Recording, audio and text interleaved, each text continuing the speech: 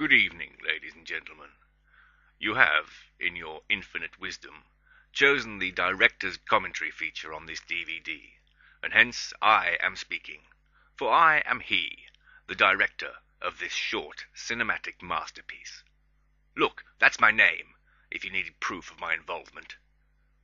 I am Rupert Hardly, of the world-famous HardlyFilms studios, and this was my first foray into the world of the art film, a world that is both nauseatingly overpopulated, yet surprisingly barren of talent.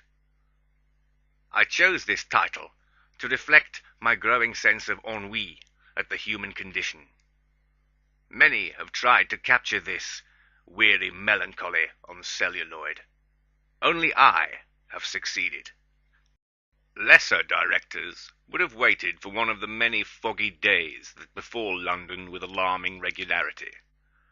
I, however, chose to finance, at my own expense, 800,000 cubic tons of dry ice, which was dropped onto the city by a fleet of Hercules aircraft on a previously sunny day in August.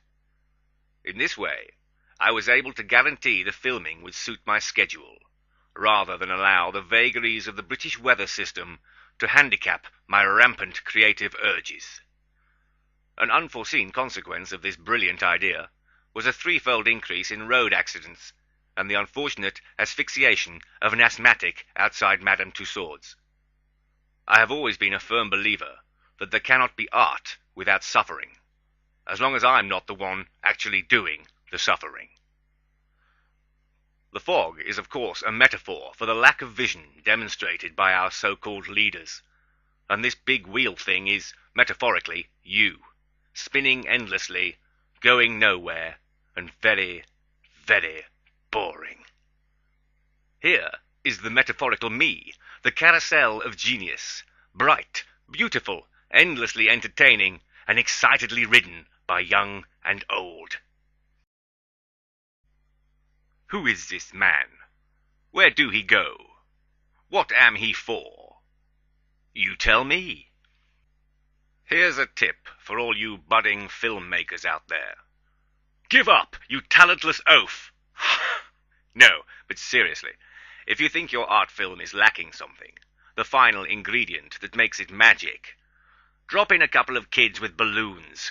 It's sentimental, it's mysterious, and it's very, very easy. Oh, and always include a shot of a woman's rear end, purely for aesthetic reasons, of course. This wasn't actually supposed to be in the film. It's my next-door neighbor. He drives a taxi, but I know for a fact that he also claims unemployment benefit, and I felt this was the best way to inform the authorities of his crime. I sent a copy of the film to the Social Security office, and they stopped his benefits. He also lost his taxi license. Last I heard, he and his family were foraging in bins for food. So, think on, all you benefit cheats. Here's one of my favourite actresses. I was hoping to spend the night with her after we'd wrapped the shoot, but instead she chose to have noisy intercourse in the catering van with this actor, playing a common street cleaner. I had him sacked, of course. This cretin accidentally walked into shot. However, I decided to keep him in the film, as I believe his hat would please the homosexual section of the audience. Like Hitchcock, but of course better, I always appear in my films. Here I am, waving on a boat, metaphorically sailing away from the shores of ignorance on the ship of dreams.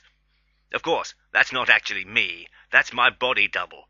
I myself am unable to go near water due to morbid hydrophobia, stemming from a traumatic incident in my youth when a priest attempted to drown me.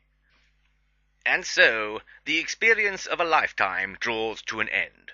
You are left with an overwhelming sense of amazement. I am left with an overwhelming need for the lavatory. Farewell, film fans.